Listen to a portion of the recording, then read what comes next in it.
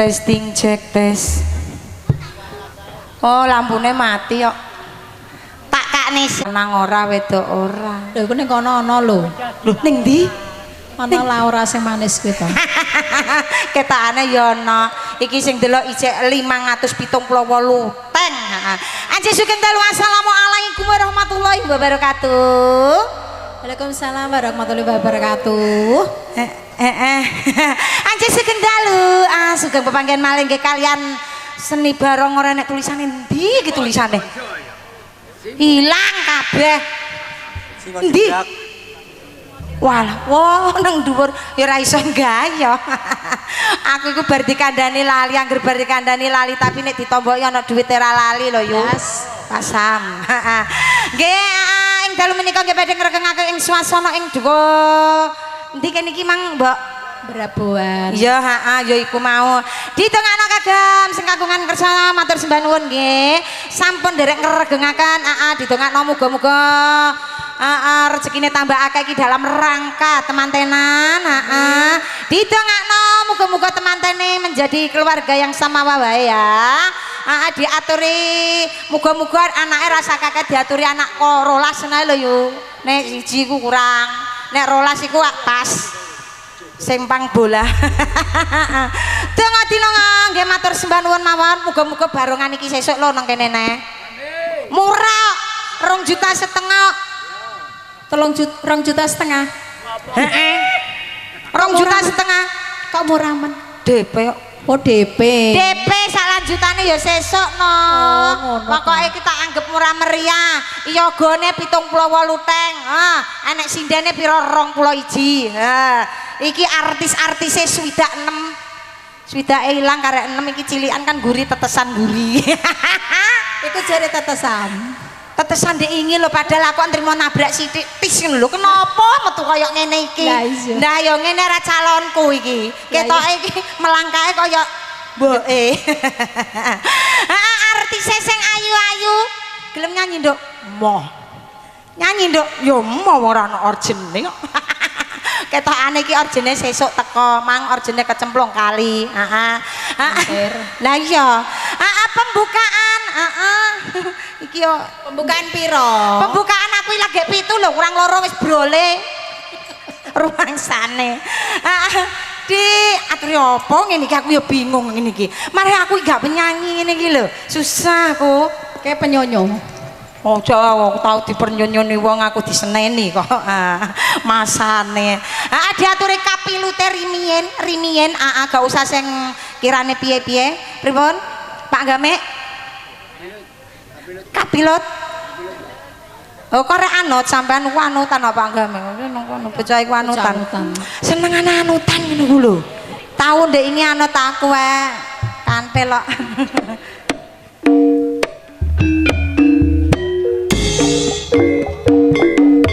Ayah sayang digoyang kembali. Asik.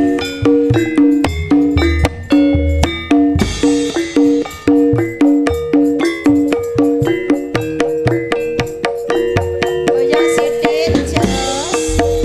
Ya iya. Ya heyo.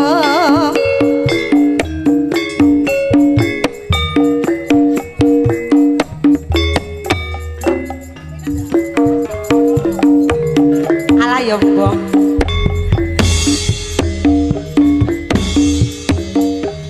Ngalamun waro sliramu.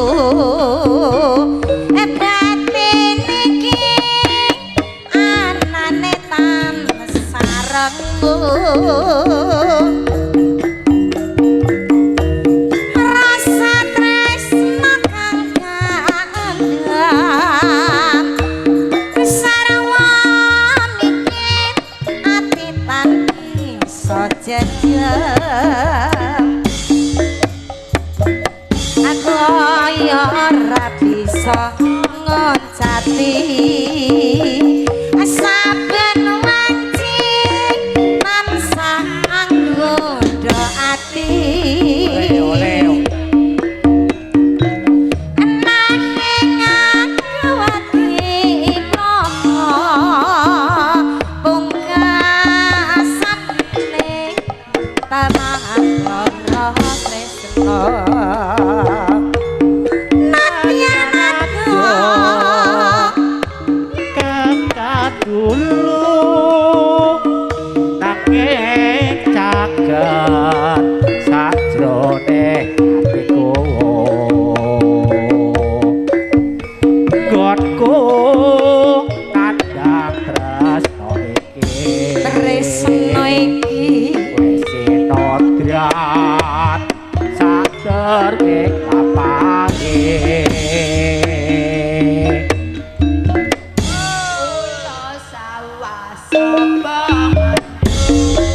Oi.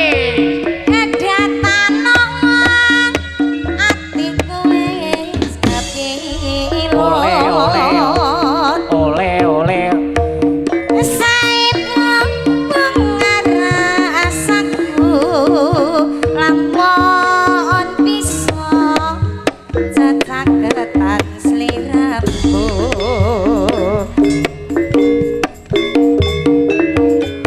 Ayo nak digoyang.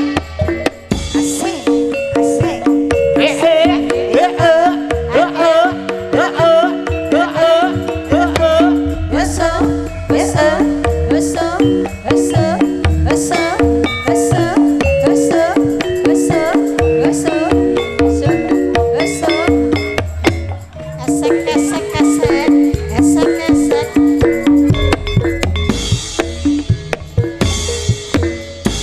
Ngalamun weruh sliramu batin iki anane bangsa rengu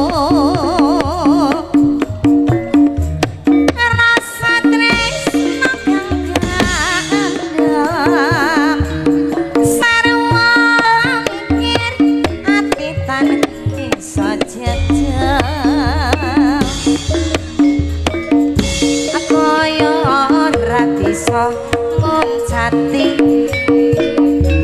saben wanci tansah anggodo ati nanging aku wedi ploko amung asane tamahan lara tresno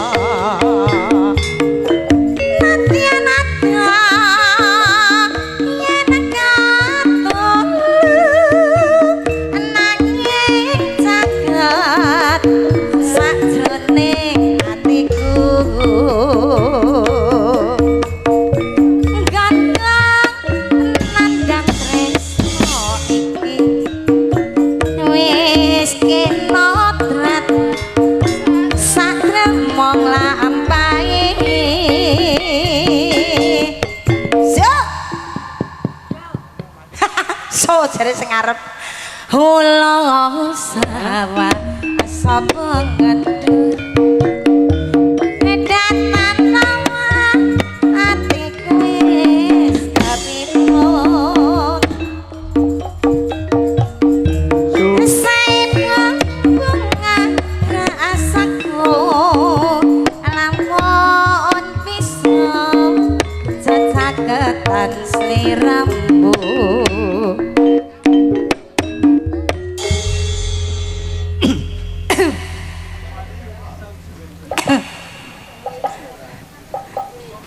Nggih, monggo, semonggo, monggo.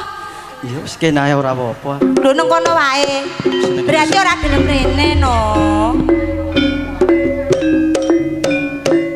Serba purba tansane baskara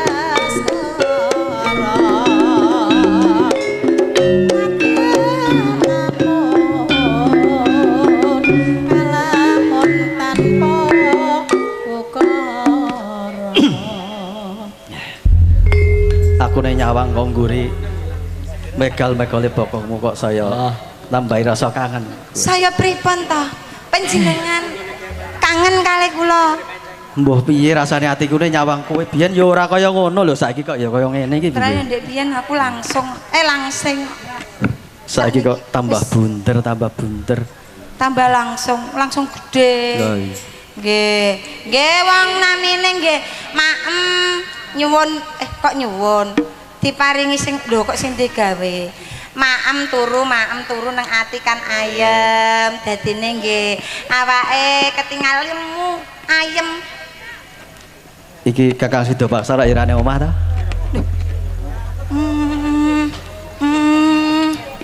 Wong ditakoni kok musar-musar kaya pitik memeti.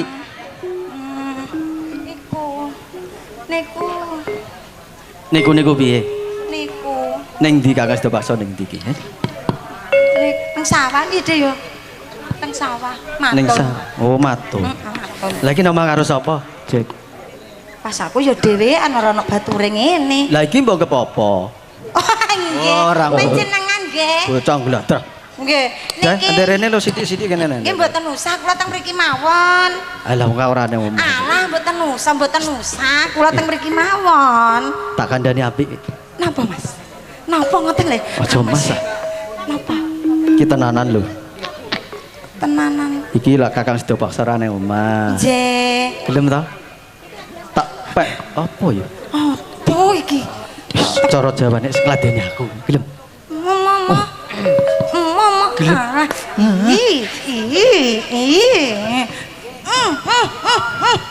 Kok kali-kalian kabeh aku tak demes sing ndi? Ma. Mas. Aku malah bingung. Pripun panjenengan nggih ngoten no? Kula mboten. Aku malah mumet dhewe. Panjenengan ampun ngoten ta. Nek panjenengan ngoten kula niku bingung dredeg. Kados tiyang ngoten lho bingung ngoten lho. Aku wis kudu tenan lho iki, kebelet ta. Mboten usah. Gelem ya? Enjing. Oh, Kakang Sedo Baksara nang omah lho. Alah panjenengan nek Nah, ngoten. kene lho. Anderene lho. Mama. Kandhane mau dah. Lho, mau ya mau kok. Mau aku nek rono-rono nek glundung. Iya ya. Mboten glinding kok. Wong sakmono gedhe tenan lho. Mbot. Iki aku tenanan. Sampean tenanan ning kula mboten tenanan blas kok. Panjenengan senengane kok ngoten lho. Panjenengan niku ora usah ngono nek sekirane panjenengan dolan kok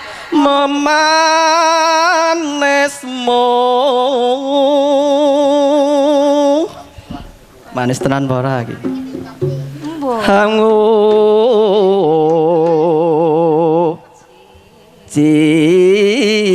jiwa dasar ada wong saiki seneng. Mas dengan ampun ngoten kok. Gawe rontitek gale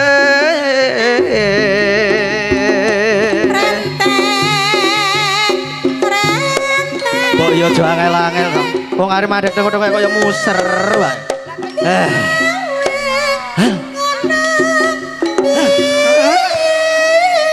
Tenan lho. Gelem Cocok pokoke. wis kadung. Cocok pokoke. Mama. Aja banter-banter. Keciliken aku orang atas.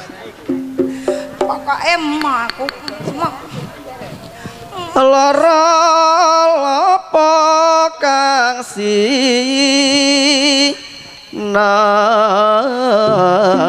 sinatya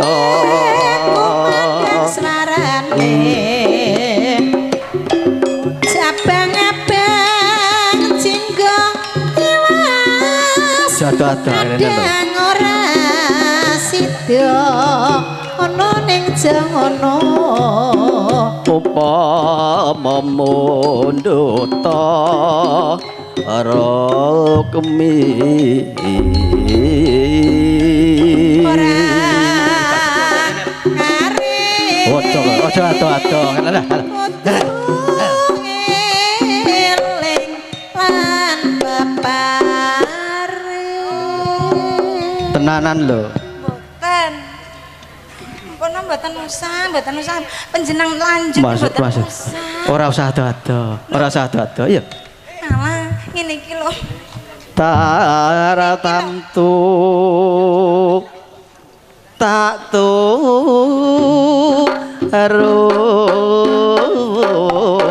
ruti ayo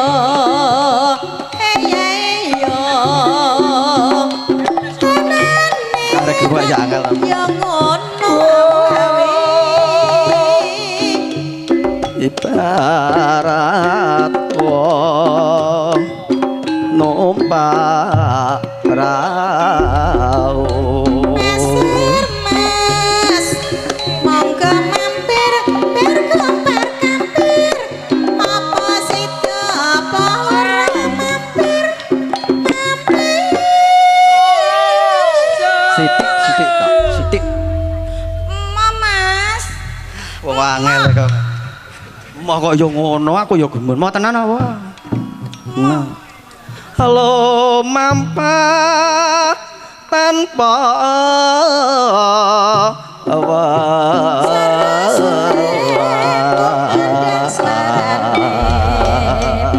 Jambu wiwitane nangsan guyung kawitane ana ning jangono ing madyaning jala nidi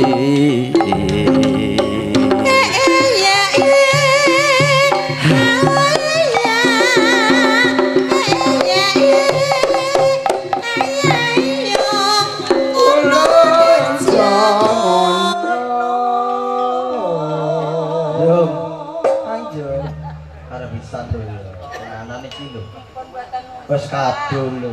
Panjenengan kadung ning kula mboten usah. Kok ya. Panjenengan pun po. Teman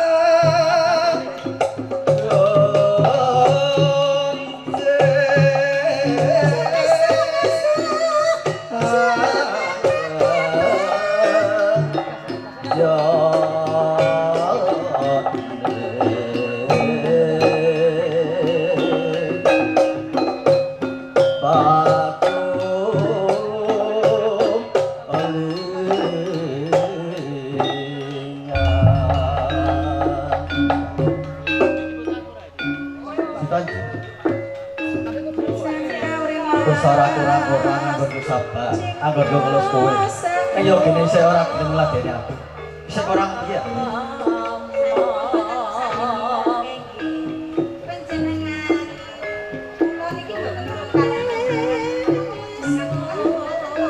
Nek aku sih. Yo wis ngene ae to. Kok saya suwe malah saya gawe gelane aku. Ora apa-apa aku mbok tampik. Nanging ditenono ya. Besok ya Kakang Sido paksa bali. Abang bakal tau ning ijo bakal tak riabak. Ya wis, aku balik menyang Sido.